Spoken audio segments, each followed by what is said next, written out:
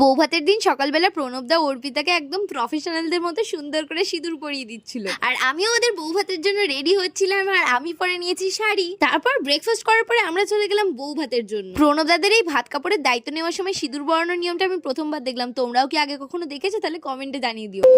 আজ থেকে তোমার ভাত কাপড়ের দায়িত্ব নিলাম। তোমার ভাত কাপড়ের দায়িত্ব নিলাম। আদা কাপড় দেবো, তরকারিটাও করে নেবো। তো ভাত কাপড়ের দায়িত্ব নেওয়ার পরে অর্পিতাকে এখন খেতে বসিয়ে দেওয়া হয়েছে, আর প্রণবদা বেচারাকে খেতে দেওয়া হয়নি বলে অর্পিতার পাত থেকেই তুলে তুলে খেয়ে নিচ্ছে। আর সেদিনে তো আমার মনের মতো রান্না হয়েছিল, কারণ সেদিনে ছিল সরস্বতী পুজো। আর তারপর নিয়ম মতো অর্পিতা সবার পাতে পায়েস দিয়ে দিচ্ছিল, আর সন্ধ্যেবেলায় চলে এসেছিল অর্পিতার ফুলসজ্জার তত্ত্ব। আর তারপর সায়ন্তিকারা সেগুলো দিয়ে চলে গেল বাড়ি। আর ফুলসজ্জার আগে অর্পিতাকে খুলতে হতো প্রণবদার হাতে বাঁধা 7টাই ওর গাঁট, আর সেটা খুলতে গিয়ে তো অর্পিতার পিছন ফেটে গিয়েছিল, কারণ অর্পিতার হাতে ছিল নেল এক্সটেনশন। তো আজকে ভিডিওটা এতটাই, দেখাবে নেক্সট ভিডিওতে। বাই।